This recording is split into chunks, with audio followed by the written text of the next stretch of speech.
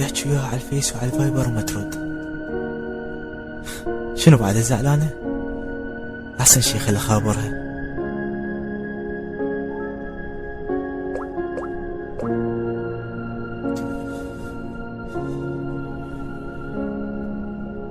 عذرا، رقم الهاتف المطلوب مغلق حاليا، يرجى إعادة المحاولة فيما بعد. كان قافلته، شكلها ما ترد تحكي وياي. يدخل على بروفايلها على الفيس يشوف صور وكتابات إنا لله وإنا إليه راجعون. الله يرحمك بعدك بشبابك. شنو هاي لعبة جديدة منها؟ الله يصبرنا على أخبارها. أحسن شي خابر خوتها.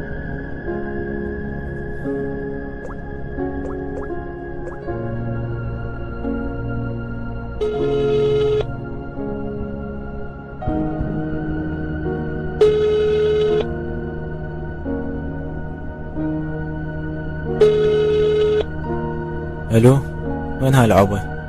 شنو تتفاعل على روح حتى صالح؟ قولي يا اخي تفتح تليفون حتى لو زعلان مني. لا ما راح تزعل بعد منك.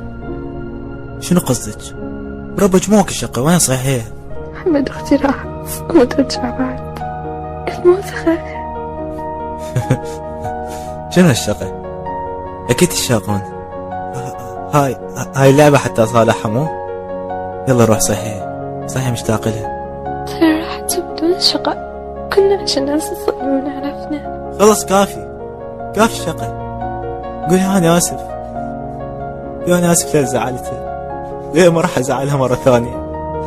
قولي لها ما أقدر على زعلها. صراحة قبل لا تروح بعد ما يفيد الحكي.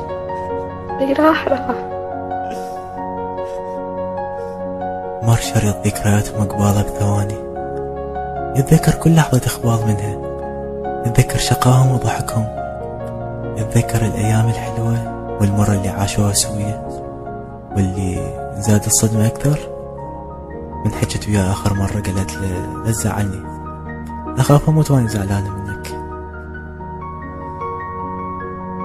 نصيحة مني، لا تزعل إنسان تحبه. هو اليوم يمك بس يجوز للباكر مو يمك.